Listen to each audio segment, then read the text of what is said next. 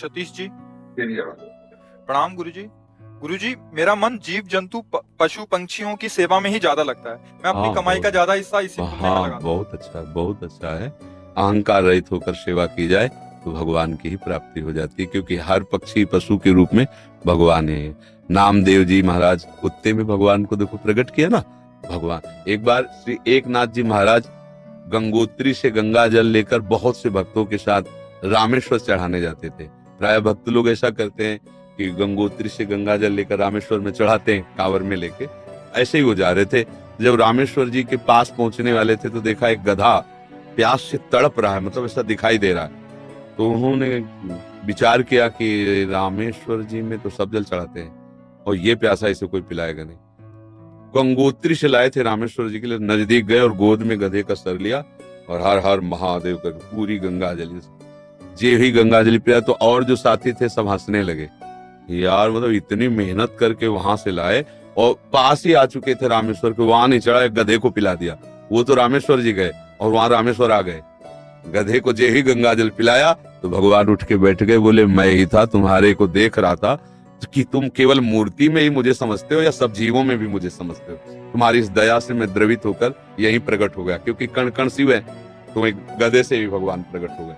तो पशु पक्षियों की सेवा भगवान की सेवा, पर अभिमान न करे, भाव ऐसा रखे कि भगवान ने मुझे ये सेवा दी है और सेवा लायक बनाया है बस, और इसका प्रचार प्रसार न करे।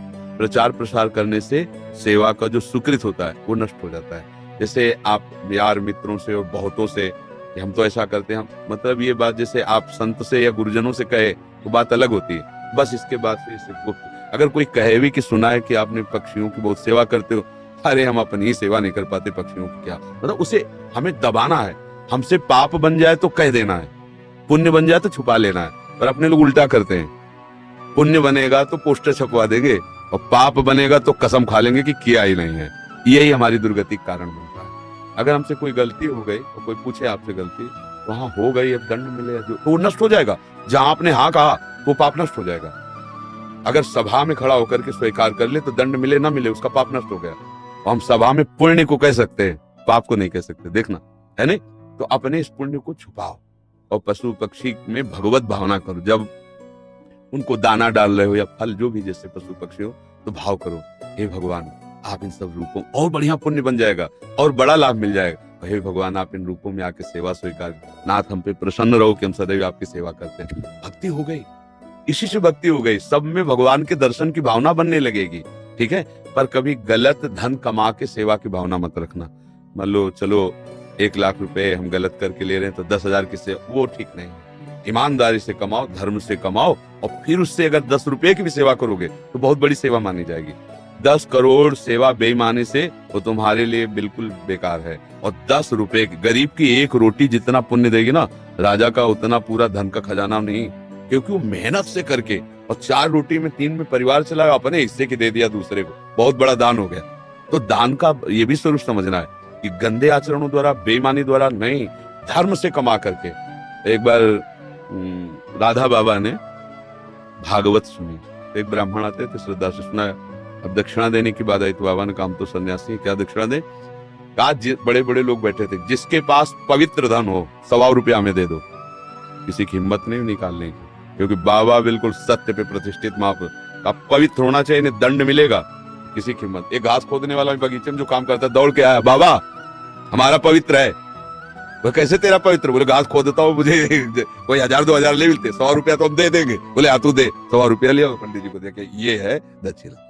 हाँ, ये 100 रुपया 100 करोड़ की बराबरी बिल्कुल नहीं हो सकती। वो 100 करोड़ बेकार, वो 100 रुपया अच्छा। धर्म से कमाओ और धर्म से सेवा करो, ये भगवत। डॉक्टर हिमांशु सूरी जी, बठिंडा, पंजाब से।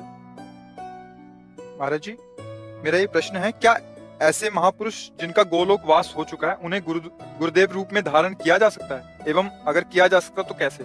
7 वर्ष की आयु से ही संकीर्तन सम्राट स्वामी श्री मुकुंद हरि जी महाराज जी के भाव भजन गा रहा हूँ और उनसे बहुत प्रेरित और उन्हीं को अपना गुरु माना है। उनके वचनों का पालन करो, वो जो आज्ञा किए हैं जीवन में कभी तो बोले ही है ना। हाँ, उनके उपदेश पकड़ लो और जो नाम कीर्तन वो कर रहे थे वही नाम कीर्तन करो, वही नाम जप करो। जो भगवत प्राप्त महापुरुष हैं वो थे, है, रहेंगे, तीनों में बराबर होते हैं। ये भूत भविष्य वर्तमान काल जीव के लिए है, जो ईश स्वरूप होते हैं उनके लिए नहीं। वो थे भी, वो हैं भी और वो रहेंगे भी। जो महापुरुष हैं किसी को भी, जैसे भाई हनुमान प्रसाद पोद्दार जी, राधा बाबा, उड़िया बाबा, हरि बाबा, ये सब महापुरुष थे, हैं और रहेंगे। अब आप तदाकार करो तो उनसे बात भी हो सकती है। मिलन जब भगवान से बात हो सकती है तो भगवत स्वरूप ही तुम आत्मा है ना। तन्मयता धारण करो। तस्वीर उनके भजनों की रिकॉर्डिंग की जैसे हम उपदेश नहीं हो सकते। हाँ, मतलब सब संतों का एक ही कथन है, संसार के चिंतन से अपने चित्त को बचा के भगवान के चिंतन में लगाना। बस बार बार नाम जप करो। जो भी नाम कीर्तन करते हैं ना, वो नाम कीर्तन पकड़ लो, अंदर से जपो, उसी का कीर्तन करो और उनको गुरु मान लो। हो गई बात, समझ रहे? और संतों का संग करते रहो, जिनसे आपका मन मिले, जिनकी बात सुनकर आपको अच्छा लगे और हृदय शीतल हो जाए, उन संतों के वचन प्रगट में सुनते रहो और नाम और गुरु भाव उधर रख लो। मनोज कुमार दिल्ली से। सतगुरुदेव भगवान, आपके चरणों में कोटि कोटि प्रणाम। गुरुदेव भगवान, पराये सभी शिष्य अपने गुरुदेव का मानसिक चिंतन करते हैं, लेकिन गुरुदेव वो परम सौभाग्यशाली शिष्य कौन से लक्षणों से युक्त होता है जो कभी कभी अपने गुरुदेव के चिंतन में भी आ जाता है?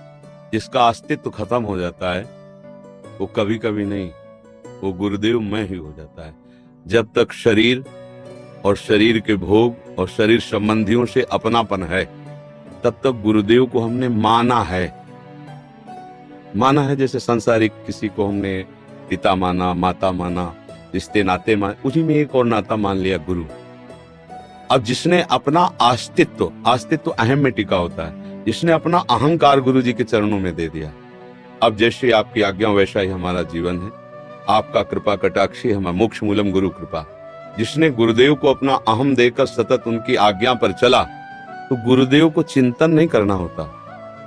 गुरुदेव उसके हृदय में बैठते हैं, वो गुरुदेव के हृदय में सदैव रहता है। भगवान अपने भक्ति के लिए कहते हैं, साधु हृदय में हम, साधु नाम हृदय।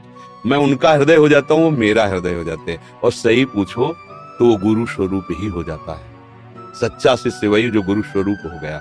जैसे प्रियालाल जिसको अपना परिचय दे देते हैं, तो प्रियालाल मैं हो जाता है, उसमें कोई अंतर नहीं। जानत तुम्हें हो जाए, सोई जाने जेहि देह जनाई। जिसे वो जना देते हैं वो उन्हीं के मैं हो जाता है। ऐसे गुरुदेव का सच्चा शिष्य वही है जो गुरु स्वरूप हो जाता है।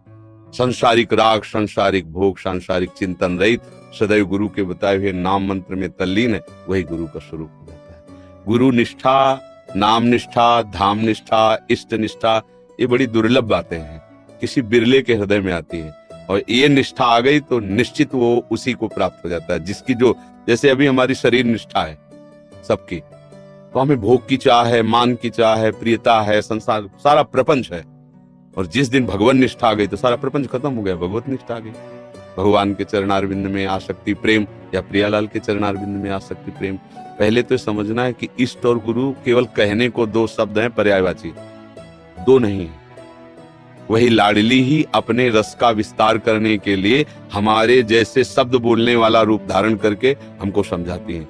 हमारे आचार्य, हमारे गुरुदेव हमारी लाडली ही है, दूसरा कोई नहीं। गुरुदेव ही लाडली है, लाडली ही गुरुदेव है, दूसरा कोई उनको कौन जान सकता है? वही जान सकते हैं। तो वही आके अपना परिचय देते हैं आचार्य रूप में, गुरु रूप में, भगवत प्रेमी महात्माओं के रूप में। देखने को ढांचा पंच भौतिक होता है, अंदर हृदय सिंहासन पर युगल सरकार विराजमान होते हैं, वही अपना विस्तार करते रहते हैं। समझ में आ रहा है?